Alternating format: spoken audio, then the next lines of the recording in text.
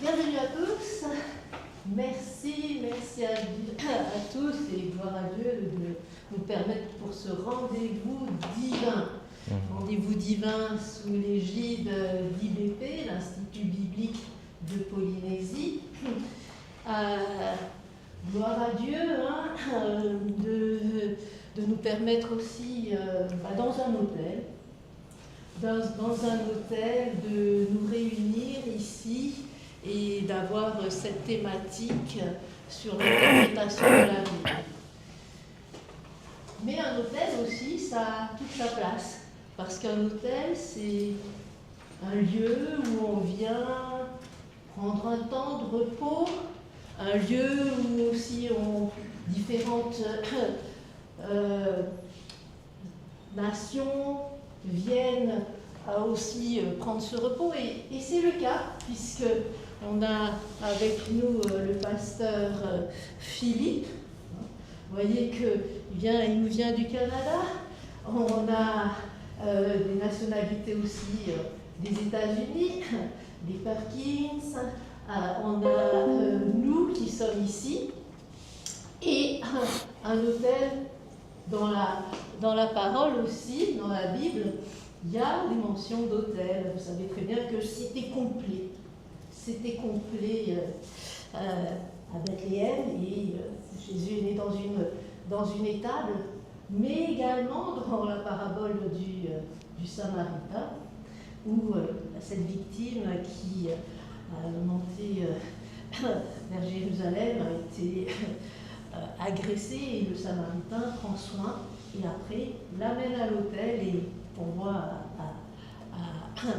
à se restaurer. Donc voilà aussi cet hôtel qui nous ouvre ses portes, parce que aussi dans un hôtel on peut être enseigné. On peut être enseigné, et gloire à Dieu, en ce rendez-vous divin, il va nous permettre d'avoir cet enseignement sur l'interprétation de la Bible. Je laisserai pasteur Philippe dire le mot très savant sur l'interprétation de la Bible. Nous aurons ce matin 3 heures, mais bien sûr avec des temps de pause. Alors dans les choses pratiques, les commodités, c'est en sortant d'ici à droite. Les temps de pause, on les fera à 50 minutes, à 1 heure. Mais sentez-vous libre de circuler si vous souhaitez aller aux commodités. Et pasteur, après, nous conduira dans son enseignement, mais c'est un enseignement interactif. Vous posez des questions, n'hésitez pas d'interrompre pasteur. Pareil aussi, pasteur est parfaitement bilingue. Alors, notre frère et notre sœur américains, si vous souhaitez avoir des temps de compréhension, vous interrompez. Pasteur pourra aussi vous transmettre en anglais, si vous voulez bien capter. N'hésitez pas, c'est permis, on est entre frères et sœurs. Je crois avoir dit toutes les modalités. Eh bien, je vous souhaite une belle matinée d'enseignement et de fraternité entre nous, avec Christ. Merci beaucoup. Ouais. Il y a une marche, il y a Claudie qui attend. De toute façon, elle ne pourra pas. Ah, ok. Elle ne va pas pouvoir parce que c'est trop, sa connexion est trop lente. Tu peux lui répondre qu'on va lui envoyer la vidéo parce que c'est filmé quand même. Ok. Donc, bonjour. Je bénis vraiment le Seigneur pour cette opportunité. J'avais pas planifié, j'avais jamais comme pensé que j'allais présenter des choses. Mais c'est aussi une réponse à mes prières parce que j'avais demandé à l'église là-bas, mes frères et sœurs, j'avais demandé de prier pour que je sois une bénédiction là où Dieu allait m'amener. Et puis voilà, par la grâce de Dieu, je peux présenter certaines choses. Donc voilà, On veut commencer par un temps de prière. Nous sommes des chrétiens. Puis la parole de Dieu se comprend, s'interprète et toutes ces choses-là par la vertu du Saint-Esprit. Et on veut vraiment que Dieu nous accompagne à travers cette petite expérience-là que nous allons passer ensemble. Alors, est-ce que ma sœur Denise, est-ce que tu voudrais prier afin que vraiment le Seigneur nous visite en fait? Merci Seigneur pour ta présence au milieu de nous. Nous savons que tu es déjà là, que tu es arrivé bien avant que nous soyons là. Et je te prie Seigneur de toute cette journée, tous ces moments que nous allons passer avec le pasteur Philippe. Nous sommes là par ta grâce Seigneur. C'est toi qui as permis Seigneur que nous puissions nous réunir ce matin. Que ton onction soit sur ces moments Seigneur, que nous puissions ressentir ta présence, que tu puisses éclairer aussi nos cœurs, Seigneur, disposer nos cœurs pour recevoir favorablement ces enseignements, Seigneur. Et que, Seigneur, tu puisses nous garder toujours dans ta paix, ta joie et ton amour. Que nous soyons dans l'unité, Seigneur, durant tous ces moments passés en ta présence. Mon contrôle et que tu sois le guide de toutes choses, Seigneur, dans le nom de Jésus. À toi toute la gloire, Seigneur, tu es au-dessus de tout. Amen. Amen. Amen. Alors, peut-être quelques petites instructions comme ça. Je vais vous demander de ne pas prendre de photos. L'information vous sera donnée. Je préfère que vous vous concentrez pour écouter, au lieu de prendre des photos. Prenez des notes si vous voulez, ou si vous voulez, ne prenez pas des notes, mais juste écoutez parce qu'il y a beaucoup de choses qui vont être présentées. Et puis, je veux juste m'assurer qu'on est comme concentré. Et puis après, vous allez avoir accès à la vidéo, vous allez revenir là-dessus, vous allez pouvoir prendre des notes. Et voilà quoi. Donc, s'il y a des questions, n'hésitez pas à les poser. Moi, vraiment, l'objectif que j'ai aujourd'hui, je le présente sous cette forme-là, mais vous savez, le domaine de l'interprétation des Écritures est un domaine qui est vaste. Il y a des théologiens qui passent toute leur vie professionnelle à travailler sur l'interprétation des Écritures. Au niveau des langues, au niveau de plein de domaines qui sont liés à ce domaine-là qu'on appelle l'exégétique. Okay? Donc aujourd'hui, en 3 heures, on ne peut pas tout voir. Okay?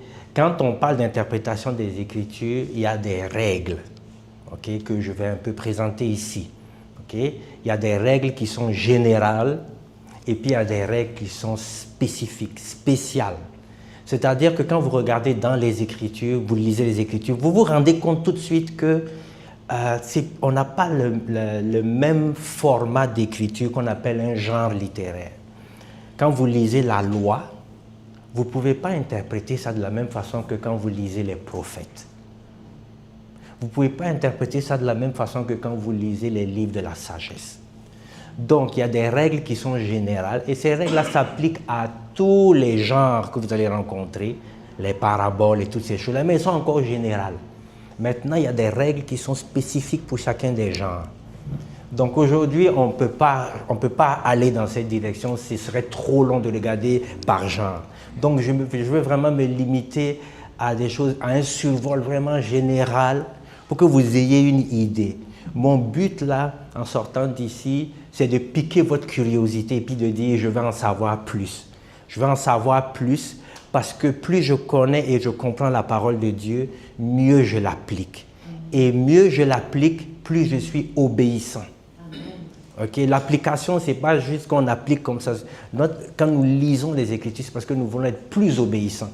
Puis tu ne vas pas être plus obéissant si tu ne sais pas vraiment ce que Dieu te demande de faire ou ce que Dieu te demande de comprendre. Okay? Donc, on lit pour être plus obéissant. On veut mieux interpréter pour mieux connaître la volonté de Dieu, mais pas juste la connaître intellectuellement, mais la vivre dans nos vies. Okay? Donc, vous voyez ici, j'ai mis rapidement ici les objectifs. Donc, apprendre à étudier la parole par soi-même. Okay? Il y en a que, si ce n'est pas un pasteur qui explique, c'est comme ils ne comprennent rien. Okay? Il faut toujours quelqu'un pour expliquer. Eh bien, aujourd'hui, on va avoir des petites, des petits trucs qui vont nous aider vraiment. On veut éviter les erreurs d'interprétation. On veut appliquer fidèlement la parole de Dieu.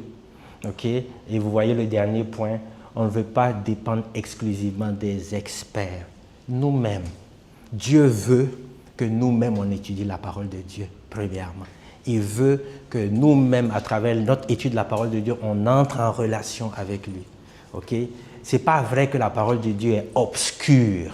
Ce n'est pas vrai que c'est comme, il y a des choses bizarres, mystiques dedans. Non, non, non, non, non. Dieu a parlé, c'est pour se faire comprendre. Ce n'est pas pour que les choses soient comme... oui. C'est quoi que ça veut dire autonomisation? Moi, je veux dire autonomie. Oui, c'est ça. C'est qu'on veut que le croyant puisse par lui-même soit autonome, qu'il puisse par lui-même étudier la parole de Dieu et non pas dépendre exclusivement des experts. Donc c'est autonomie versus le fait de dépendre. C'est important d'avoir des experts. Ça, c'est clair. Ce n'est pas ça qu'on veut nier. Mais on veut que dans votre lecture quotidienne, alors qu'il n'y a pas de pasteur qui est là, alors que vous êtes seul avec Dieu, que vous puissiez lire, utiliser une méthode, OK, alors que vous êtes en train de prier, et pour sortir de là et puis dire, voici ce que je comprends que Dieu est en train de me dire à travers sa parole. Sans pour autant passer nécessairement par des gens qui s'y connaissent ou nécessairement des commentaires bibliques, quoique les commentaires bibliques et toutes ces choses-là sont vraiment très importantes. Mais livrés à nous-mêmes et avec notre Dieu, nous devons être capables de nous en sortir. Okay? Donc vers la fin, je vais donner quelques outils qu'on peut utiliser pour nous aider dans notre lecture quotidienne, dans notre étude quotidienne de la parole de Dieu, des choses comme ça. Okay? Donc, le plan du cours, il y aura comme 4 parties essentiellement que vous voyez ici. Donc, nous allons voir pourquoi est-ce que la Bible elle est mal interprétée. Quels sont les défis qui sont liés à l'interprétation des Écritures. Okay? Ensuite, nous allons voir quelques principes vraiment généraux, globaux, au niveau de l'interprétation des choses que nous pouvons nous-mêmes appliquer. À cette étape-là, je vais prendre un passage des Écritures et puis je vais vous parler un peu de comment est-ce qu'on peut le faire. Des méthodes et des outils seront donnés donc dans la 3e partie. Et puis ce que j'aimerais, c'est qu'à la fin, on puisse se diviser en petits groupes, peut-être 3-4 groupes. Je vais mettre des passages bibliques. Et puis ensuite, on va essayer d'appliquer globalement, okay, pour voir un peu comment est-ce qu'on découvre le sens de certains passages que nous interprétons. Nous sommes sûrs que nous avons compris, mais ce n'est pas sûr qu'on a vraiment tout compris. Donc, il y aura comme l'atelier, puis ensuite, il y aura la conclusion. Puis, entre chacune, il y aura comme des pauses. Donc, je prévois entre chaque étape, là, avoir des pauses. Donc, est-ce que c'est bon, ça vous convient? On avance? Bien. Donc, je commence par un constat qui est général, ok? Le constat général que l'on retrouve partout, pas juste ici, partout parmi les chrétiens, c'est qu'on ne sait pas lire ou interpréter les Écritures, même des notions de base, on ne les a pas. Et donc, quand on n'a pas une façon de le faire, on est un peu comme des illettrés. Ce n'est pas qu'on ne sait pas lire, on sait lire. Mais comment tu comprends, comment tu mets en pratique un texte qui fondamentalement ne t'est pas adressé directement. C'est comme si vous découvrez dans votre sous-sol, alors que vous êtes en train de creuser, vous découvrez une lettre. Vous ouvrez la lettre et puis elle a été écrite en l'an 1600. Et puis c'est une personne qui écrit à une autre et qui décrit un problème. Ok? Comment est-ce que vous allez vous débrouiller pour comprendre le fond? Vous n'allez pas comprendre le fond si vous n'avez pas appris à dire, ok, qu'est-ce qui existait à cette époque? Quel problème il y avait? Puis quand il a utilisé ce mot-là, ça voulait dire quoi? Parce que pour moi, ça ne veut rien dire aujourd'hui. Ou pour moi, ça veut dire ça, mais quand je lis la lettre, ce n'est pas ça que... Voyez-vous? Et donc, ça, le côté de vraiment s'alphabétiser pour mieux comprendre, ça c'est un défi qu'on a. La majorité des chrétiens ne lisent pas la Bible personnellement.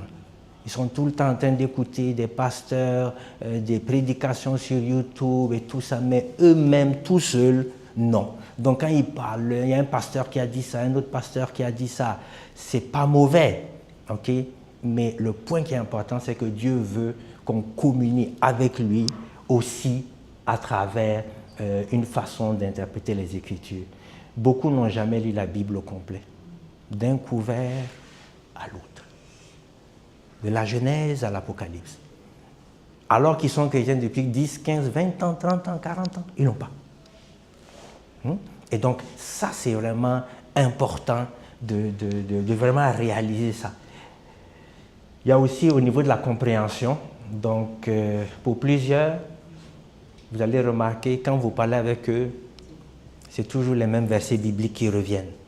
C'est comme si toute la vie chrétienne tourne autour de 20 versets bibliques qui sont là. C'est tout le temps la même chose qui dit. Alors que la Bible a été écrite sur 1500 ans, avec une richesse au niveau des leçons, mais eux, ils sont limités à 10, 20. Mais ils ne le font pas nécessairement par exprès. C'est peut-être parce qu'ils n'ont pas une méthode. On ne leur a pas appris comment on interprète les Écritures pour pouvoir élargir leur connaissance de Dieu lui-même, de sa volonté pour la personne même et puis pour les autres croyants. Aussi, vous regardez dans le dernier point, beaucoup ont une interprétation qui dépend de leur dénomination. Si vous êtes baptiste, si on vous dit « mais ouais, pourquoi dans votre église on ne parle pas en langue ?» La réponse sera stéréotypée. Okay. Si vous êtes pentecôtiste, puis qu'on vous dit « oui, mais pourquoi dans votre église vous ne faites pas ceci ou vous ne faites pas cela ou pourquoi vous parlez en langue ?» La réponse sera stéréotypée. Okay. Plutôt que d'aller dans les Écritures et voir, par exemple, je prends le parler en langue, quel était le but initial du parler en langue? Il a commencé où? Est-ce qu'il a commencé dans le Nouveau Testament avec les actes ou bien il a commencé même dans les livres des prophètes? Puis c'était quoi le but? Okay? On a des réponses qui sont nous avons des réponses qui sont stéréotypées, qui sont calquées sur nos traditions. Comprenez-moi bien, les traditions ne sont pas mauvaises, on a besoin de ça. Mais, comme Jésus a dit, on ne doit pas annuler la parole au profit de nos traditions. Okay? Donc, au niveau des problèmes d'interprétation, donc il y a plusieurs questions. Donc, j'avance vite parce que on a commencé un peu en retard. Voilà. Je fais noter ici un problème intéressant. Nous avons la Bible depuis longtemps, nous la lisons depuis longtemps. Nous la comprenons d'une certaine façon, on a le même esprit qui est en nous, mais comment ça se fait? Vous voyez ici, comment savoir que ce que la Bible nous dit réellement? Pourquoi il existe tant d'interprétations? Pourquoi il existe tant de dénominations, différentes interprétations, même au niveau de l'Église même? Il y a un qui prend un passage et dit « voici ce que ça veut dire ». Il y a un autre qui dit « non, mais pour moi, ce n'est pas ça que ça veut dire ». Puis il y a un troisième qui vient encore avec une autre explication. Et puis, qu'est-ce qui va arriver? On peut se disputer même, se séparer, se diviser. Pourquoi? Pourquoi tout ça? Pourquoi tous ces problèmes-là? Okay? Et donc, c'est ce que nous allons voir maintenant. Pas tous les problèmes, mais une bonne partie des problèmes vont ressortir. Donc, à cause de ça même, je note ici une chose qui est importante. On a besoin d'interpréter les Écritures. Okay? Et on a besoin d'interpréter les Écritures, puis on a besoin d'une méthode. Tout le monde ne peut pas avoir raison en même temps. Ce n'est pas vrai. Quand Dieu a parlé, en utilisant un passage, il a voulu dire quelque chose. Si toi tu comprends ça, elle comprend ça, moi je comprends ça, tous les trois, on ne peut pas avoir raison. Comment on se départit? Les règles d'interprétation que nous allons voir ici nous aident vraiment à réduire tous les problèmes. Ce n'est pas parce qu'on a une règle, une méthode d'interprétation que maintenant on est tous sur la même longueur d'onde, comprenez-moi bien.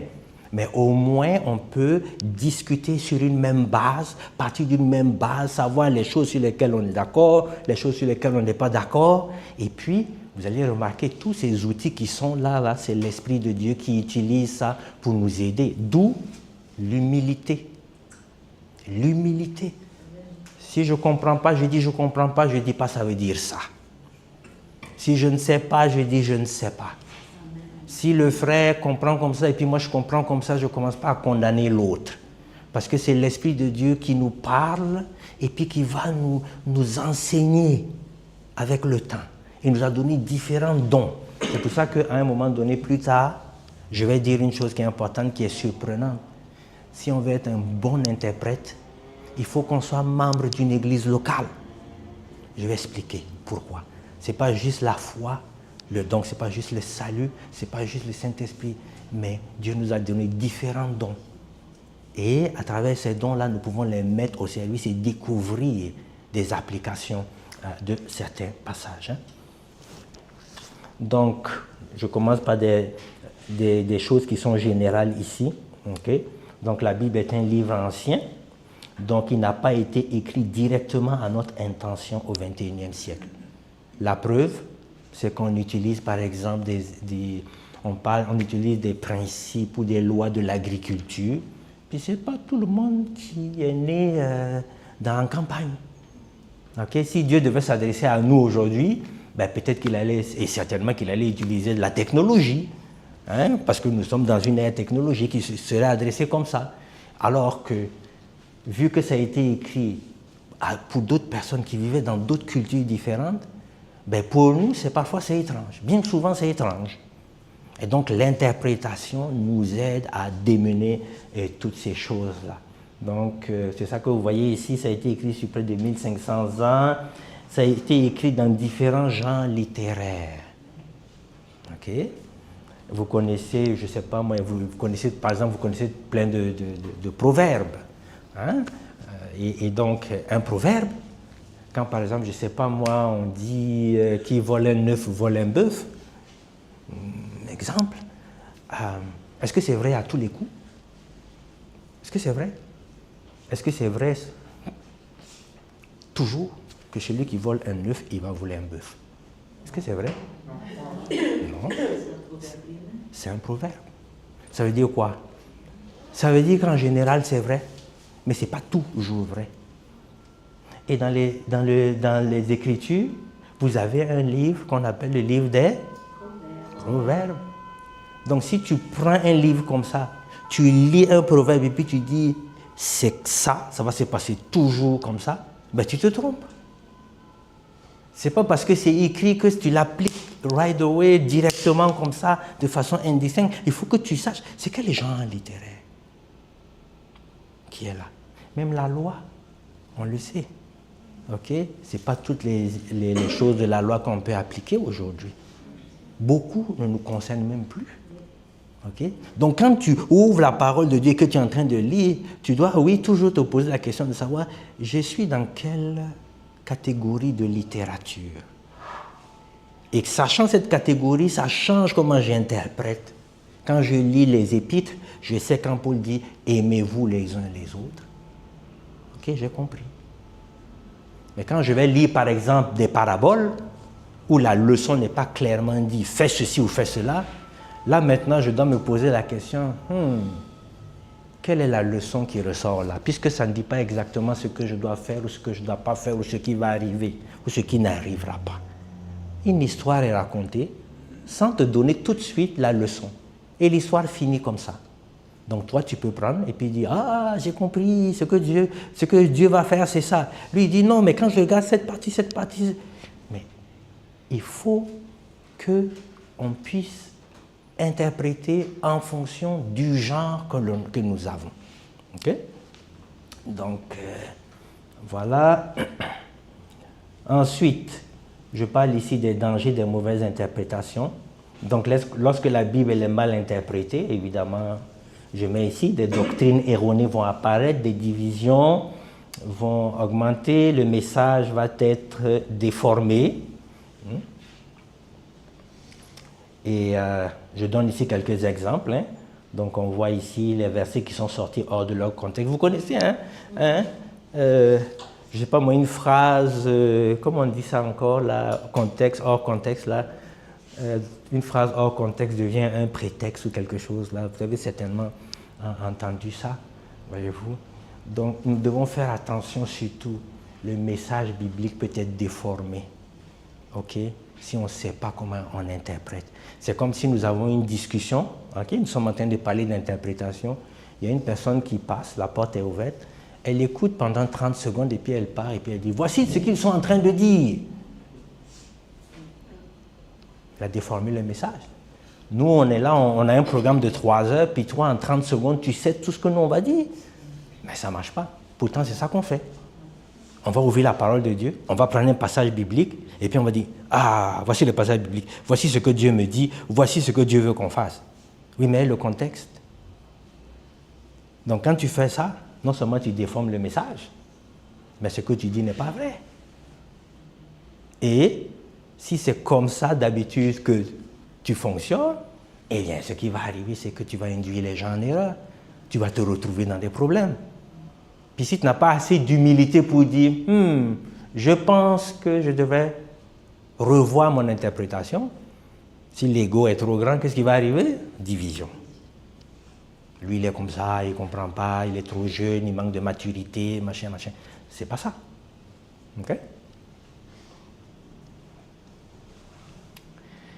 Quelle est l'importance de l'interprétation? Donc ça résume tout de suite un peu tout ce qu'on a vu. Mais en parlant de l'importance de l'interprétation, je veux faire remarquer plusieurs points ici. Premièrement, dans les Écritures même, les auteurs ont interprété d'autres auteurs. OK? Au retour de l'exil, vous savez que le peuple de Dieu a été déporté pendant 70 ans. Okay? Donc ceux qui sont revenus, la plupart étaient nés à Babylone. Ils ne parlaient même pas hébreu. Donc les voilà de retour sur le territoire. Pour eux, ça c'est nouveau. Ils sont dans un autre pays, c'est leurs parents ou grands-parents qui leur ont dit « Ah, en Israël, c'était comme si, Dieu avait fait comme si, Dieu avait fait comme ça. » Ils ne parlaient même pas l'hébreu. Et maintenant, quand ils arrivent là, quand vous lisez le livre d'Esdras et même de Néhémie, vous voyez un peuple de gens qui vient, ils ne comprennent pas les Écritures. Alors, qu'est-ce que Esdras fait et les autres qui font? À un moment donné, ils interprètent les Écritures pour que ces jeunes-là puissent comprendre. Pourtant, c'est des Juifs. Donc, vous voyez juste le décalage culturel, le décalage des langues fait que l'interprétation est quelque chose qui est nécessaire. Vous connaissez, hein, Jésus a dit, vous avez entendu dire qu'il a été dit ceci, mais voici ce que moi je vous dis. Quand il dit, vous avez entendu qu'il a été dit ceci, c'est l'Ancien Testament. Et puis il dit, mais moi je vous dis, lui-même, il réinterprète pour des gens dans le cadre de la Nouvelle Alliance. Les gens étaient dans l'Ancienne Alliance. Il prend un passage de l'Ancienne Alliance, il la réinterprète et il l'applique aux gens de la Nouvelle Alliance. Donc, ce n'est pas que l'interprétation, c'est mauvais en tant que tel. Les gens dans les Écritures les ont appliqués. Plusieurs fois, vous allez voir les apôtres aussi qui citent l'Ancien Testament et qui disent « Ah, vous devez faire comme ci, comme ça, parce que… » Et quand vous voyez le « parce que » là, et qui va chercher dans l'Ancien Testament le passage, ça veut dire quoi? Lui-même, Paul lui-même, les apôtres eux-mêmes ont interprété des passages qui étaient là. Donc si eux, ils ont eu besoin de faire ça, alors qu'ils étaient juifs, qui parlaient presque tous la même langue, à plus forte raison, nous, 2000 ans plus tard, complètement largués par une culture, c'est fou les différences qu'il y a. La langue même est tellement différente. Okay? Donc nous avons besoin d'interpréter. Donc premièrement parce que dans la parole de Dieu, nous avons des exemples d'interprétation. Ensuite, il y a différents écarts. Donc j'ai un peu parlé de ça. Hein? Distance historique, distance culturelle, on n'est plus dans la même histoire, on n'est plus dans la même époque. Les cultures sont totalement différentes. Alors ça fait qu'on a besoin d'interpréter les Écritures. Le texte ne nous a pas été écrit à nous directement. Le texte a été écrit à des gens il y a 2000 ans ou même plus, qui avaient des problèmes que nous n'avons pas nécessairement, ou même si nous avons les mêmes problèmes, ce n'est pas les mêmes manifestations. Okay? Donc, tu prends une lettre qui t'a pas été écrite, qui a été écrite à quelqu'un d'autre, dans une autre culture, dans un autre contexte, qui règle un problème qui n'est pas directement relié à toi, et puis tu te dis, mais moi, comment moi je l'applique aujourd'hui? Ben, l'erreur, c'est de dire, ah, ça dit ça, donc je dois faire ça. Il ne faut pas faire ça. OK? L'interprétation, elle est importante. Les langages symboliques sont utilisés. Hein? Il y a une différence entre le français et puis les langues qui sont originales, voyez-vous. Donc, il faut qu'on fasse attention à ça. Il y a une différence entre le sens et l'application, dans le sens que, premièrement, avant que tu appliques, il faut que tu comprennes ce que tu appliques. Si tu n'as pas compris, ben, tu ne vas pas pouvoir arriver à ça. Et je fais remarquer ici une chose. Toute personne chrétienne qui lit les Écritures est en mode interprétation. Il ne va pas le dire, il ne comprend pas nécessairement, mais il est en mode interprétation. Qu'il veuille ou ne veuille pas, il a ses propres règles. Mais ce ne sont pas des règles qui sont dites, connues, formulées ou articulées d'une façon qui va, où lui-même peut, comme dire, je vais enseigner ma façon. Mais elle est là. Okay? Autrement dit, c'est comme nous portons tous des lunettes. On n'a pas le choix, nous portons tous des lunettes quand nous lisons les Écritures. Nous allons voir ça un peu plus loin. Donc, ici, je fais remarquer que la question n'est pas est-ce qu'il faut interpréter les Écritures, mais la question est plutôt comment l'interpréter correctement. Parce que de toute façon, tu interprètes, j'interprète, quelles que soient, je ne sais pas moi, mes connaissances. Même si je suis un nouveau chrétien, ça fait 2 mois, on m'a parlé du Seigneur, on m'a dit lis la Bible. Quand je commence à lire, je suis déjà en mode d'interprétation. Parce que ce n'est pas directement adressé à moi. Moi, je tire des principes et je les applique. OK? Question? Parce que moi, je parle beaucoup là. J'essaie de rattraper le temps, mais oui. La première question, c'était de demander à quel moment on va te couper. Ah, on attend un moment où toi, tu dis question. Là. Je pense que c'est ça. Oui, je pense que c'est mieux. Comme ça, on avance. Et puis, comme par section, j'arrive à couvrir tout ce que j'ai en tête. Et puis ensuite, je peux poser les questions. Parce que vous pouvez poser des questions, puis je vais vous dire, je vais en parler dans 2 minutes. Mais voilà. Tu as des questions, oui? Des questions, donc c'est sûr de peut-être connaître l'étymologie du mot interpréter. Parce que interpréter peut-être le sens profond du thème. Bon, j'allais le chercher, après je dis non, c'est pas respectueux d'aller dans le téléphone pendant que tu parles. Donc j'attendais ce moment-là pour demander. Est-ce qu'on peut, pour ne pas passer à côté d'un message qui est vraiment le message le plus important qui est dans la parole de Dieu. Ok. Toi, tu veux savoir le sens étymologique, okay, du mot interpréter. Donc, c'est de là, en fait, qu'on va chercher le mot herméneutique. Okay? Et dans Esdras, dans Néhémie 8, là, dans Esdras 8, c'est là-bas la première fois qu'on voit un mot qui est associé vraiment comme à cette interprétation. Maintenant, l'erreur qu'il ne faut pas faire, c'est de chercher le sens étymologique. Pourquoi? Est-ce que vous savez pourquoi? Est-ce que tous les mots que nous utilisons, le sens que nous donnons, c'est un sens qui est étymologique? Quand on dit « il a fait table rase », est-ce que c'est important pour toi de savoir étymologiquement ce que ça veut dire une table? Quand on dit, je ne sais pas moi, le syndicat est passé à travers l'assiette des revendications, est-ce que c'est pertinent pour toi de savoir ce que ça veut dire étymologiquement le mot assiette? Non. Comprenez-vous? Donc, l'étymologie, elle est importante de savoir exactement d'où ça vient, mais la vérité, c'est que la langue, elle évolue. Et donc, le sens aussi, il évolue. Et aujourd'hui, il y a de fortes chances que dans notre façon de parler, on n'utilise pas toujours, et même rarement, l'étymologie d'un mot. Parce qu'elle a avancé, en fait, la langue. Vois-tu? Et donc, ce que nous, on fait, okay, ce que j'essaie, moi, de faire ici essentiellement, c'est de vous illustrer l'interprétation, ça ressemble à quoi? Plutôt que de vous dire que l'interprétation, c'est l'art et la méthode ou la technique d'extraire le sens originel du texte et de pouvoir ensuite l'appliquer à des gens d'une certaine époque. Ça, c'est comme, tu comprends la définition. Mais si je te dis ça, c'est comme, bon, tu es sûr, tu as soif. Qu'est-ce que ça veut dire exactement? Ben, c'est ça qu'on est en train d'essayer d'ouvrir. Je ne sais pas si tu vois un peu.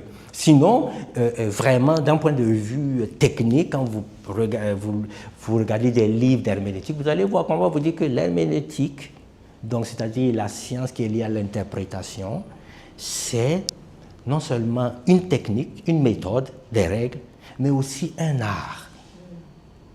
De faire quoi? D'extraire à partir du texte le sens initial que les auteurs avaient pour les gens de leur époque.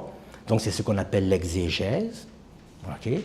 Et puis ensuite, à partir du sens-là, de tirer des principes et en fonction de ces principes maintenant, toi tu les appliques aujourd'hui. Tu vois? Mais bon, je peux dire ça, ça a l'air savant, mais ça n'avance pas à grand-chose. Parce qu'au final, après ça, ce que toi tu veux savoir, c'est quand je vais ouvrir la parole, là, comment je vais approcher mon texte pour m'assurer que je comprends le plus possible pour pouvoir plus prier. Donc, voilà ce que je peux répondre comme ça brièvement. Est-ce qu'il y a d'autres questions? Ok, on va avancer et puis...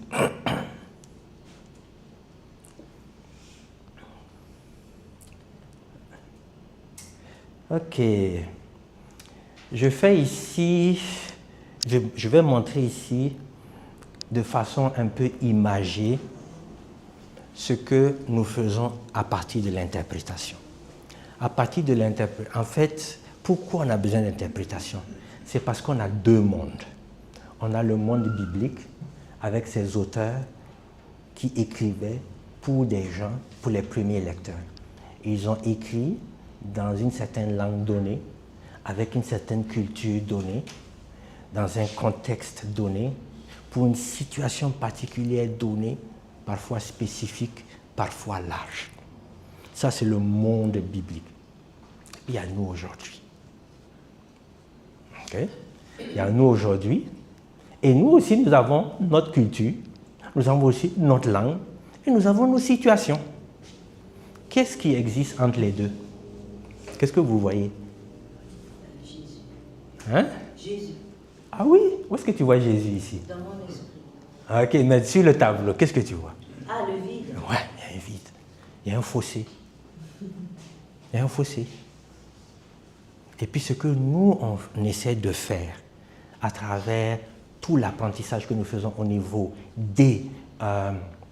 au niveau de l'interprétation des Écritures, c'est d'établir un pont. Un pont. Ok? Notre rôle, notre exercice, c'est que nous voulons établir un pont. Et ce pont-là, il est bâti à travers les règles d'herméneutique. Ok? Donc ce pont-là, certains théologiens vont l'appeler le pont herméneutique. Ok? Le pont d'interprétation. Donc vous voyez que vous êtes ici, nous sommes ici, et ça fait que quand nous lisons les textes, c'est comme si nous revenons dans le temps, mais nous on veut que ça nous serve. Alors il faut repartir avec les leçons. Donc comment est-ce qu'on repart avec les leçons? Eh bien, le texte il est là, tu essaies de trouver les principes importants. Pour déjà les gens qui étaient ici, c'était quoi? Parce qu'on a répondu à leurs questions, ils ont posé des problèmes, on a répondu à leurs questions. Mais maintenant, cette réponse ne nous concerne pas nécessairement directement. Nous, par exemple, nous ne sommes plus sous la loi. Et donc, ce que nous faisons à travers l'interprétation, c'est que non seulement nous revenons ici, nous avons l'information, nous essayons de retirer les principes qui sont importants. Principes, ça veut dire, ce sont des leçons qui sont universelles, qui s'appliquent à n'importe qui, aux chrétiens de tous les temps. Alors, quand tu reviens avec le principe ici, là, maintenant, tu te poses la question, comment je vais l'appliquer? Et l'application va dépendre de votre situation. OK? L'application va dépendre de plein de facteurs. Vous êtes ici en Polynésie. En Polynésie, vous avez votre culture. Donc, la façon que vous allez appliquer va aussi dépendre de votre culture. Ceux qui sont en Afrique, ceux qui sont en Occident, ils vont appliquer différemment. Mais la vérité, c'est quoi? C'est qu'ils ont le principe. OK? Et puis, si à un moment donné, l'époque change, la situation change, le principe, il est le même. On adapte juste son application et non pas la vérité. OK?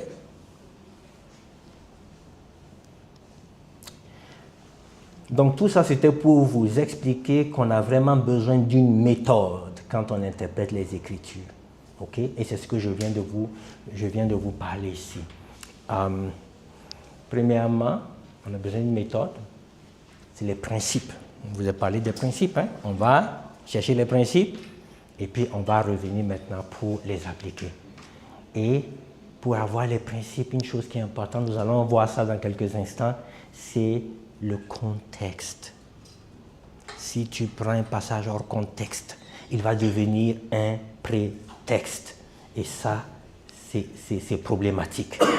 OK? Donc, quand nous sommes en face d'un passage, on veut apprendre à l'étudier correctement. Et pour cela, on doit questionner les textes. Il y a des questions qu'il faut qu'on se pose. Qui a écrit les textes? Qui a écrit? Il a écrit à qui? Quelle était leur situation à eux? Situation politique, etc., etc. Et puis maintenant, quelle est la leçon importante qui ressort? OK, j'ai compris ce que le Seigneur a dit à l'église d'Éphèse. OK, donc ce qu'il leur demande, c'est ça, ça et ça. Est-ce que ça nous concerne aujourd'hui? Oui. Bien, comment est-ce qu'on va mettre ça en pratique? OK. Donc, ça nous ramène au même point encore une fois. Nous avons besoin d'une méthode. OK? La question qui est la plus importante quand vous prenez un texte, ce n'est pas de dire « qu'est-ce que Dieu me dit ?» Si tu fais ça, tu vas te tromper. La question la plus importante, c'est de dire « qu'est-ce que Dieu a dit aux gens là-bas ?» Ensuite, en appliquant les règles, je vais maintenant me dire, qu'est-ce que Dieu me dit? Je ne sais pas si vous comprenez ce que j'essaie de dire. Alors je vous pose la question. Pourquoi c'est important de ne pas commencer par qu'est-ce que le texte signifie pour moi? Pourquoi? Parce qu'on est hors contexte. Pardon? On est hors contexte. On n'est pas dans... On d'abord trouver le contexte dans lequel a été écrit le texte. Oui, mais pourquoi? La question, en fait, c'est pourquoi on ne fait pas ça? Pourquoi on ne fait pas ça? Tu ouvres la parole et puis tu dis, bon Seigneur, qu'est-ce que tu as à me dire aujourd'hui? Et puis tu lis, puis tu dis, ah, voici ce que Dieu me dit. Pourquoi c'est problématique?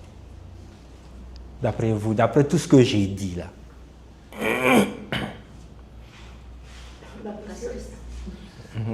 Que la Bible n'est pas tournée autour de moi. OK. Parce que la Bible ne tourne pas autour de moi, oui. Ça n'a pas été écrit pour moi. Ça n'a pas été écrit directement pour moi. Oui. Voilà, ça n'a pas été écrit directement pour moi. OK. Mais si moi j'ouvre, et puis je lis, et puis je dis, voici ce que Dieu me dit. Toi tu ouvres.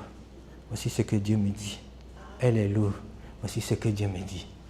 Et puis qu'on se rend compte que c'est même à l'opposé. Oui. Parce qu'on ne connaît pas le principe sur les deux modes biblique et lecteur. Le fait qu'on ne connaisse pas les principes, on est dans les... Donc, moi, je vais interpréter suivant mes connaissances et ma culture. Et c'est ce qui fait que... Ça va poser un certain problème. Voyez-vous, on doit vraiment faire attention. OK, vraiment faire attention. Tu ouvres la parole et puis la première chose que tu dois te dire, c'est qu'est-ce que ce texte signifiait pour l'auteur. Lui, là, quand il a écrit à ses lecteurs, là, qu'est-ce qu'il voulait leur dire. Parce que ça ne peut pas avoir...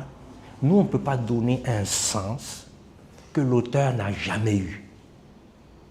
Si le texte est donné, et puis ça parle de nous aimer les uns les autres, et puis moi, en lisant, alors que je lis le texte, je vois, on parle ici des richesses, machin, et puis je dis, ah, Dieu veut que je sois riche, il y a un problème. Ok? Il parlait d'amour, mais en parlant d'amour, il a parlé de certaines choses qui touchent la richesse. Mais son point fondamental, c'est l'amour, ce n'est pas la richesse. Donc lui, son intention, peut-être qu'il a utilisé les richesses pour illustrer quelque chose, peut-être juste pour dire qu'en s'aimant les uns les autres avec un amour comme Christ, on est de plus en plus riche. Et puis il dit riche comme ça, puis toi tu ne regardes pas le contexte pour comprendre que nous sommes riches en bénédiction. Toi tu as appris, nous sommes riches en argent. Il y a un problème. L'auteur n'a jamais voulu dire ça. Si l'auteur n'a jamais voulu dire ça, comment est-ce que moi je peux prendre ça et puis dire autre chose? Donc c'est pour ça que c'est important de commencer par qu'est-ce que l'auteur a voulu dire, quelle était l'intention de l'auteur pour ses premiers lecteurs. Quand j'ai compris ça, c'est à partir de ce moment qu'en appliquant les règles, je vais maintenant me dire qu'est-ce que ça signifie pour moi. Et donc là, je reste dans le cadre de ce que le sens que en fait l'auteur il avait. Ok? Est-ce qu'il y a des questions ou des ajouts? Hein? Vous pouvez, Marc, tu peux parler, tu peux rajouter des choses. Hein?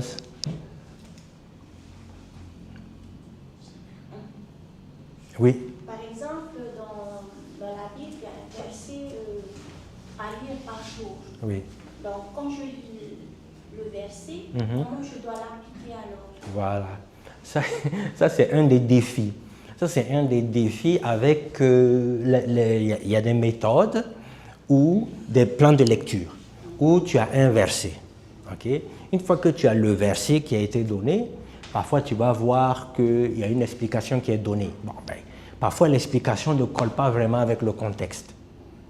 Okay? Mais à ta question, nous allons répondre parce que nous allons avoir je vais présenter quelques exemples et puis on va travailler aussi en petit groupe avec un verset que je vais vous donner et puis on va pouvoir utiliser les principes qui sont ici pour pouvoir bien comprendre. Oui. Dans le Nouveau Testament, le Seigneur nous parle du Saint-Esprit.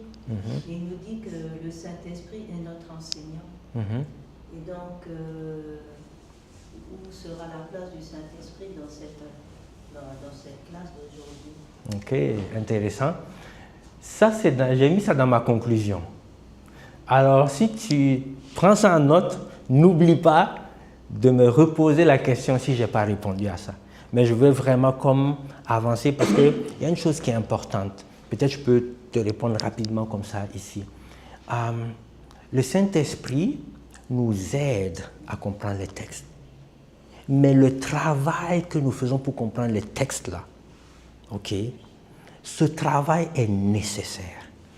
C'est-à-dire que moi, je regarde le travail d'interprétation comme en fait un oiseau, ok, qui a deux ailes, celle du Saint-Esprit et celle de ta sueur avec le texte.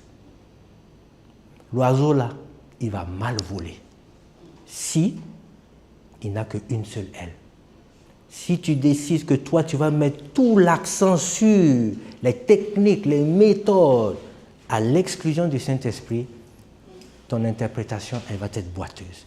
Si tu penses que uniquement c'est le Saint-Esprit qui doit te dire des choses et que tu ne travailles pas la méthode, tu vas te retrouver dans plein de problèmes. Pourquoi? Parce que nous, les êtres humains, nous sommes pécheurs. Et parfois, vous allez voir, on va dire, Dieu m'a dit. Le Saint-Esprit m'a dit. Puis à la longue, on se rend compte que ce n'est pas bon. Ce n'est pas le Saint-Esprit qui a parlé. Mais lui, il est convaincu que c'est le Saint-Esprit qui lui a parlé. il va dire, le Saint-Esprit m'a dit de faire comme si... Je connais des exemples, par exemple, dans une église où les gens je ne sais pas moi, ils ne s'entendent pas, il y a des disputes par rapport à un ministère donné, hein, ça se tiraille, et puis il y a un qui se lève et puis qui dit, j'ai prié, Dieu m'a dit qu'il faut que je change d'église. Dieu ne t'a pas dit de changer d'église. Il t'a dit, réconcilie-toi. Voici ce que Dieu te demande de faire. Ça, c'est la parole du Saint-Esprit. Donc, ça veut dire que si le Saint-Esprit te dit quelque chose et que les Écritures te disent autre chose, il faut que tu saches une chose, tu t'es trompé. Parce qu'il a inspiré les Écritures. Donc, autrement dit, je ne vais pas mettre le Saint-Esprit de côté. Il est tellement important, et je vais en parler à la fin de ça. Mais je ne veux pas mettre aussi la méthode de côté, parce que c'est notre devoir de connaître la parole de Dieu. Et quand il écrit, il nous écrit à travers une langue que nous ne connaissons pas, et puis une culture que nous ne connaissons pas, une époque que nous ne connaissons pas, c'est notre responsabilité de dire, Seigneur, je veux comprendre et je dois comprendre ta parole. Donc les deux là sont là, hein, les deux ailes là, elles sont là, puis elles sont vraiment fondamentales. Sinon, boum. Oui. Oui. Comment pouvons-nous vérifier nos idées? C'est directement du Saint-Esprit? Non. Avec la méthode. Avec la parole, la méthode, oui. C'est-à-dire que si tu lis et puis tu sors de là en disant, moi je pense que c'est ça que Dieu me dit. Et la question qu'il faut que tu te poses, et je vais parler de ça, du contexte théologique, est-ce que cette leçon-là, que Dieu t'a parlé là, elle est vérifiable dans toutes les Écritures, pas juste dans le passage que tu as lu? Est-ce que les autres passages des Écritures confirment la leçon à laquelle tu es arrivé? Quand tu fais cet exercice-là, c'est intéressant. Parce qu'à un moment donné, tu vas trouver des passages qui changent un peu ton interprétation. Et ce qui est intéressant, c'est qu'à force de comparer les autres, tu vas commencer comme à mieux définir ce que Dieu a voulu te dire. OK? Et ça, c'est la parole de Dieu vraiment qui va nous aider à aller dans cette direction-là. Est-ce que c'est le temps d'une pause ou on continue? Parce que j'aborde la deuxième partie, on peut continuer, sinon... on continue? C'est bon. Ok. Je vais avancer.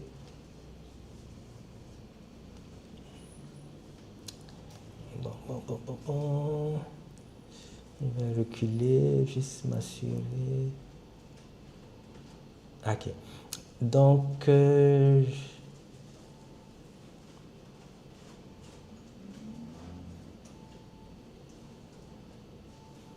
ok, donnez-moi une seconde ici. Je vais...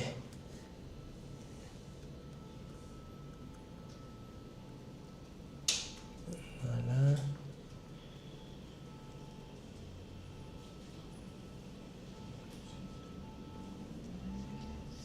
Voilà, ok, c'est bon.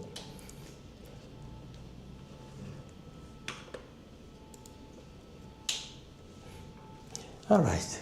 Donc,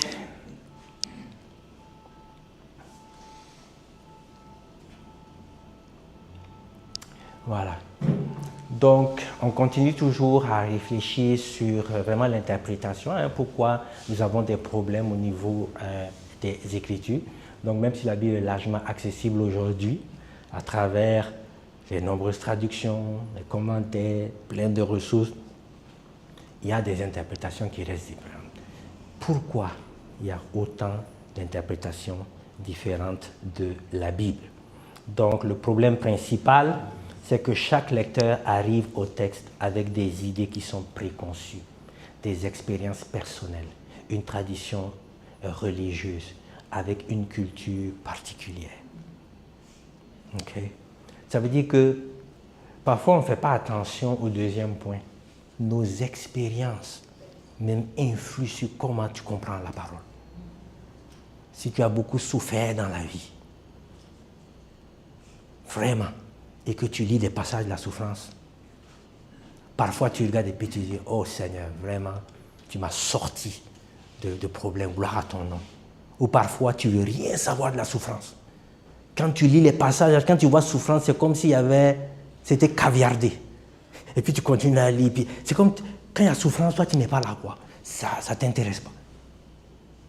Mais ton expérience affecte aussi ton interprétation, d'où l'importance d'avoir une méthode. Donc la culture particulière affecte nos traditions, j'ai déjà parlé de ça, des dénominations. Évidemment, les résultats, nous avons tendance à lire nos idées dans le texte. Ça veut dire quoi? Ça veut dire que ce que toi tu penses, c'est ça que tu imposes au texte. Et puis tu dis, voici ce que ça veut dire. Pourquoi? Mais c'est parce que à cause de tes idées préconçues, de tes expériences, toi-même quand tu lis la parole, la signification que tu donnes va dépendre de toi-même et de ta propre expérience. Et ça c'est un problème qui est important, qui va faire en sorte qu'on aura vraiment des problèmes au niveau de l'interprétation des Écritures. J'ai déjà parlé de ces choses-là, je vais passer rapidement. Donc les écarts historiques. Quand on néglige que nous ne vivons pas les mêmes nations, nous n'avons pas vécu dans la même civilisation, les contextes ont changé, quand on néglige le fait que la culture elle est différente ou que la langue elle est différente, eh bien il y a un problème. Il y a vraiment un problème. Il faut tenir compte de tous ces écarts-là et nous allons mal interpréter si on se dit ben, la parole est écrite littéralement. Il faut l'appliquer littéralement. Okay? Ce n'est pas qu'il ne faut pas l'appliquer littéralement, comprenez-moi bien, mais sauf qu'il y a des choses, comme j'ai donné l'exemple ici au niveau des livres de la sagesse, où son application littérale va donc dépendre de certaines choses. Okay? Je note ici que nous lisons les Écritures avec des filtres. Okay? Donc, personne n'est totalement neutre. Okay? Nos filtres incluent notre culture, notre Église, nos expériences, notre éducation, notre théologie. Donc, je donne ici quelques influences. Si, par exemple, vous êtes catholique, le passage que vous allez lire, vous allez l'interpréter à la lumière du catholicisme. Si vous êtes un évangélique, à la lumière de votre dénomination. Donc, quand on ne prend pas conscience de ça, ben, ce qui arrive, c'est que notre interprétation devient problématique. Okay? Chacun peut mettre l'accent sur certaines doctrines, certaines expériences, certaines traditions. Okay? Et ça, c'est vraiment une chose importante. Si vous êtes pentecôtiste, pour vous, l'esprit, là, c'est fort. Si vous êtes baptiste, pour vous, la parole, c'est fort. Oh, les deux sont importants. Mais vous allez voir, les baptistes vont dire, oh, les pentecôtistes, ils sont un peu comme ça. Et puis les pentecôtistes vont dire, oh, les baptistes, ils n'ont pas l'esprit, ils ne sont pas vraiment. Mais c'est quoi? Chacun met l'accent sur certaines doctrines. Or, comme on a dit, les deux là, c'est important. Ça prend un équilibre. L'oiseau, il va tomber avec une seule aile. Ou même s'il y a une qui est plus forte que l'autre, il va tomber. Okay? On a un peu vu ça. Okay? Ensuite, il y a les présuppositions. Okay? Un présupposé, c'est une idée que l'on apporte au texte avant même que tu l'aies lu. Quand tu approches le texte, tu as déjà une idée là-dessus. Et donc, tu vas toi-même introduire le sens là. Le danger, c'est d'utiliser la Bible pour confirmer ce que nous croyons déjà. Tu crois quelque chose sur la volonté de Dieu pour toi? Peut-être que, je ne sais pas moi, tu veux aller quelque part, tu veux quelque chose dans la vie, tu as des aspirations personnelles profondes. Eh bien, quand tu vas lire la parole, tu vas plus rechercher là où ça va dans ton sens. Ça, c'est humain. Okay? Et c'est pour ça que ça prend une méthode pour dire, on ne peut pas tous avoir raison. On va suivre une méthode.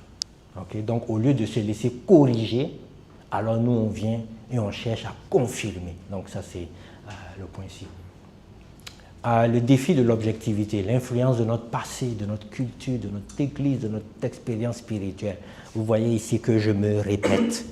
Je me répète et c'est vraiment à dessein que je fais ça. Parce qu'il faut qu'on prenne conscience qu'on n'est pas neutre quand on s'approche des Écritures. Okay? Il est possible de réduire ces influences et biais par l'utilisation d'une méthode d'interprétation. Okay?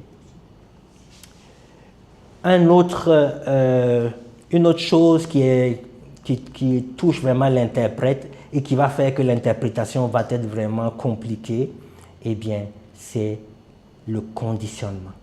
Vous savez, votre personnalité même influence comment vous interprétez les Écritures.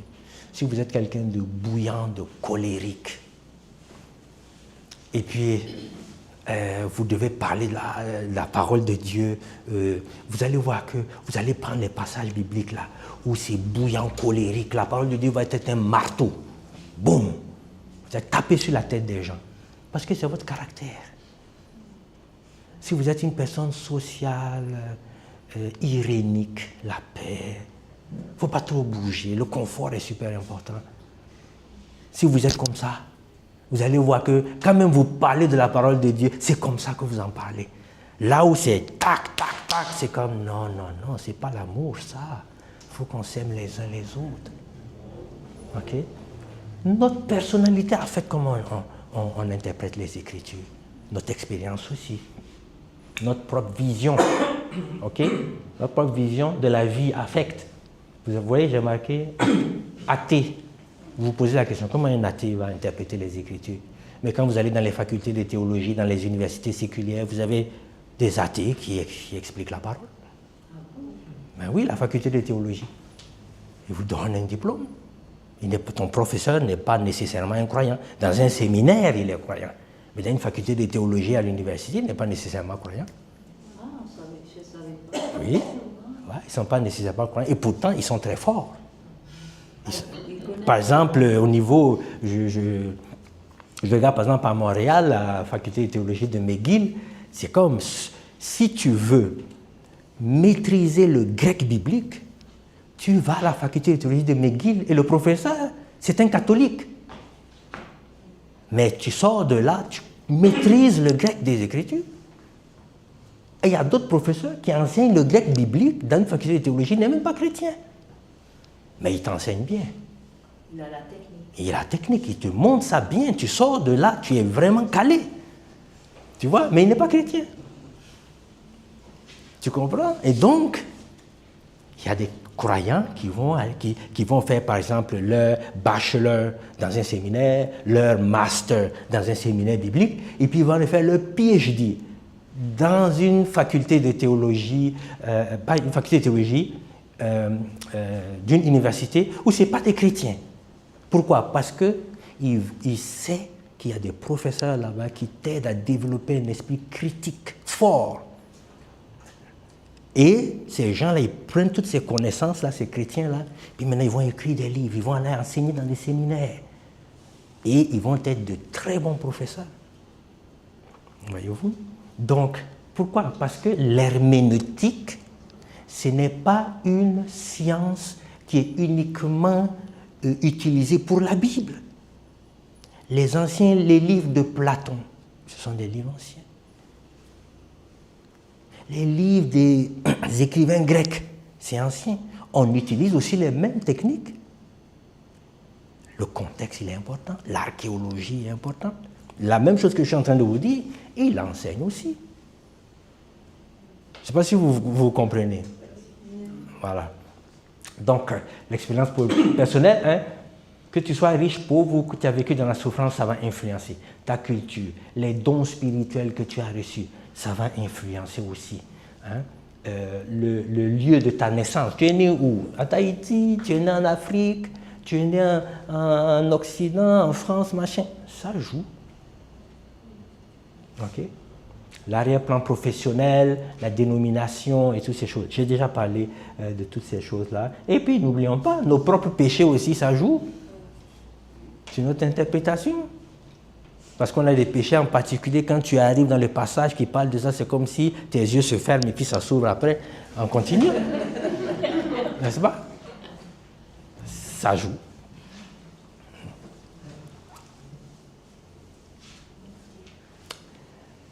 Il y a aussi, l'ignorance des textes littéraires. Je vais passer rapidement là, parce que j'aimerais qu'on puisse quand même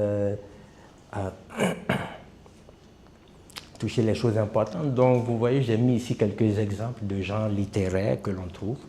Donc, il y a les récits que l'on peut rencontrer.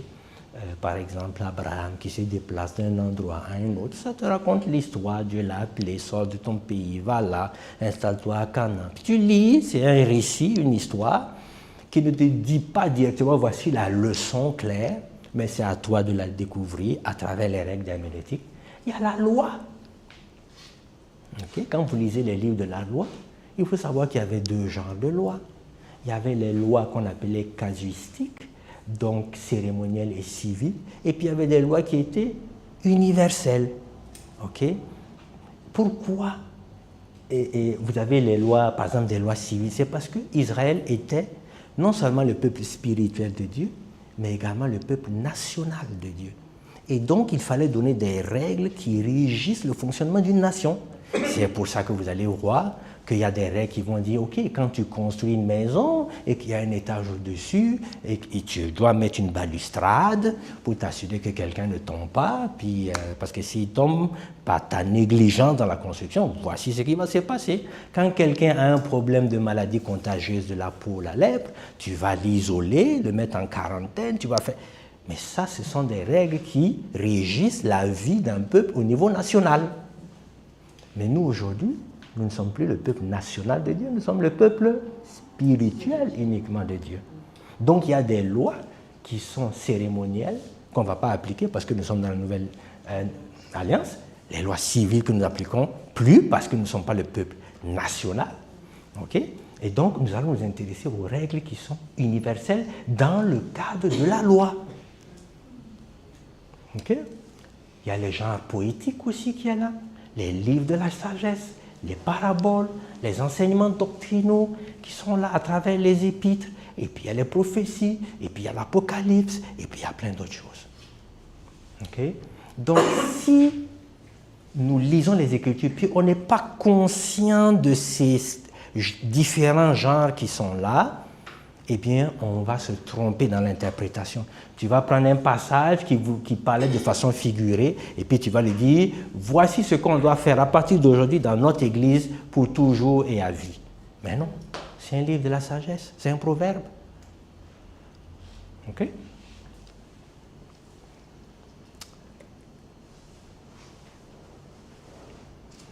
Donc, on revient encore à la même question. Question clé à se poser. La question la plus importante, ce n'est pas qu'est-ce que ce texte signifie pour moi, mais qu'est-ce que l'auteur a voulu dire. Ok, vous voyez, je reviens encore là-dessus. Il faut que ça rentre. Il faut que ça rentre. Si vous sortez de là, de cette petit enseignement-là, c'est vraiment de vous dire, quand vous allez prendre la prochaine fois la parole, voilà comment est-ce que vous devez voir ça. Donc, conclusion. La Bible peut être comprise correctement, mais cela demande de l'humilité, de la discipline, de la méthode. Okay? Principe clé, c'est le contexte qui va déterminer le sens. Je vais parler ici, j'ai donné l'exemple là. Si quelqu'un passe ici, il écoute pendant 30 secondes ce qu'on dit, il ne va rien comprendre s'il ne connaît pas le contexte. Ils sont là pourquoi? Voilà.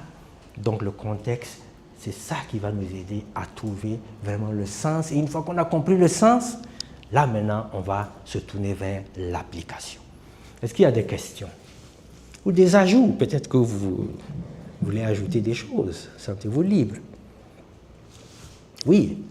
Oui, on voit dedans dans cet enseignement qu'il faut vraiment avoir une maîtrise de son âme, les émotions. Absolument. Absolument. La méthode va nous guider afin qu'on puisse canaliser nos émotions. Parce que les émotions, essentiellement, sont contrôlées par ce qu'on pense. Nous n'avons pas accès à contrôler directement nos émotions. Mais si tu veux changer comment tu te sens, change comment tu penses. OK? Et en utilisant la méthode qui est là, ça fait en sorte qu'on est moins dépendant des émotions pour bien comprendre les Écritures. D'autres questions? Ou qu'est-ce que vous pensez? J'aimerais vous entendre. Est-ce que c'est la première fois que vous entendez ça? Ce n'est pas la première fois. Qu'est-ce que ça vous... Est-ce que vous anticipez des défis particuliers? Qu'est-ce que vous pensez de ce qu'on a vu jusqu'à présent? C'est juste la partie 1 là. Qu'est-ce que vous pensez jusqu'à présent? Oui? Eh ben moi, j'avoue que j'ai un peu peur, dans le sens où, quand on me dit méthode, ben voilà, j'associe travail. Et quand j'associe travail, ben j'associe temps. Et ben voilà, je me dis waouh, ça va prendre du temps. Ça, c'est vrai. Tu vois, c'est ça. Hein, tu nous poses la question, qu'est-ce qu'on ressent? Absolument. Voilà. Et comment dire, et pour, comment expliquer, voilà, j'aime lire la parole de Dieu, je suis quelqu'un de discipliné, mais je ne suis pas, actuellement, j'applique aucune méthode, là je ne sais pas où on va arriver, numéro 1, numéro 2, numéro 3, 12, je ne sais pas. Alors je me dis, oh là, est-ce que je pourrais appliquer cette méthode dans un temps assez serré, hein, on a tous des activités. C'est ça. Et je me suis dit, oh là là. Bon, voilà. Ok, on va voir quelques passages. Mais la vérité, c'est que ça prend du temps, mais que plus on le fait, plus on gagne du temps. Tu vois, c'est au début que c'est fastidieux. Parce que tu dis, il faut que je fasse comme ci, il faut que je fasse comme ça, ta. Et c'est pour ça qu'aujourd'hui, j'ai voulu juste vraiment donner un survol. Je n'ai pas voulu vraiment rentrer profondément, et on va appliquer ça. Tout ce que je suis en train d'expliquer là, on va prendre des passages, puis on va les appliquer. Comme ça, vous allez avoir une idée de par où commencer. Parce que ça, vous allez vous rendre compte que dès que vous commencez à suivre cette approche, la soif que vous avez de la parole de Dieu est immense. Parce que vous découvrez des choses que vous n'avez jamais pensé que ça existait. Et on dit qu'on n'a pas le temps, mais on va prendre le temps. Parce que c'est tellement intéressant. Voyez-vous? Mais je suis d'accord que ça prend du temps. Oui? Non, en fait, je te rejoins dans ce que tu as dit là, dans ton développé, c'est que c'est vrai que quand on connaît les personnes qui nous parlent de la Bible, là, tu vois que celui qui est en colère, en général, parle de façon colérique. Et c'est vrai qu'après, on est un petit peu prisonnier de la façon dont on lit la Bible, parce qu'on est prisonnier de notre nature un petit peu. Voilà, et c'est vrai que la méthode et c'est ces 3 points, l'unité, la discipline et la méthode, permettent un peu de nous libérer de cette façon que l'on a de voir les choses, de là où on les regarde, et ça permet d'avoir un peu plus de transparence par rapport à la vérité qu'il y a dans et se détacher de ce regard biaisé qu'on a des Écritures. Tout à fait. Donc elle est nécessaire en fait, la méthode. Si on veut comprendre vraiment les Écritures, il faut se détacher de sa nature, mais se détacher de sa nature, ça ne suffit pas, parce qu'il faut la remplacer par quelque chose d'autre. Exactement. Et pour remplacer la nature, c'est la méthode et puis la discipline qui le fait. Quoi. Je peux peut-être aussi rajouter que l'interprétation se fait bien dans le contexte communautaire. Ça veut dire que nous sommes ensemble. À un moment donné, je vous ai parlé tantôt, j'ai dit, je veux vous expliquer plus tard pourquoi c'est important d'être membre d'une église locale, où les frères et sœurs parlent ensemble, prient les uns pour les autres ensemble. Donc le fardeau n'est pas juste sur toi, mais il y a une sœur qui va te partager, j'ai lu ça, j'ai compris ça, ta. Quand elle te partage ça, puis tu dis, ah oui, j'avais jamais vu ça comme ça, mais elle te fait gagner du temps.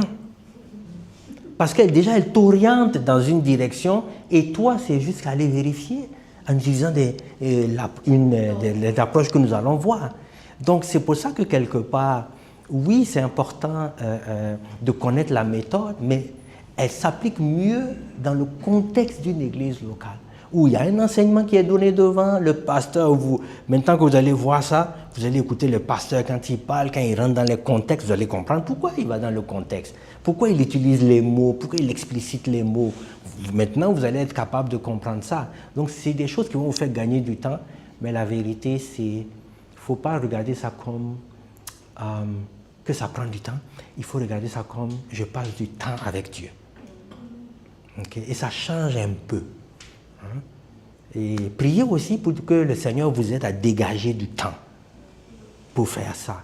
Moi, à Montréal, en temps normal, ma journée commence avec 1h30 de temps où je suis dans la parole et la prière.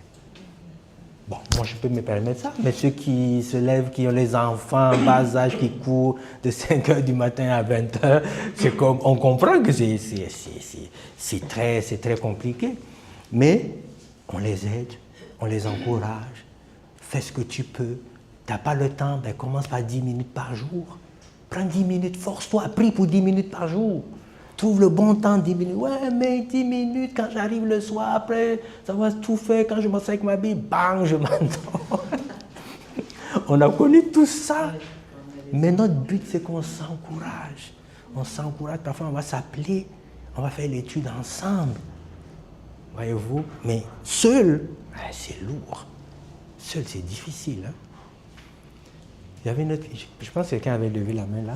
Oui. C'est même rassurant d'avoir une méthode d'interprétation parce que la Bible, c'est quand même écrite sur, il me semble, 1600 ans à partir des tables de la loi de Moïse jusqu'à ce que Jean termine avec l'Apocalypse. Donc,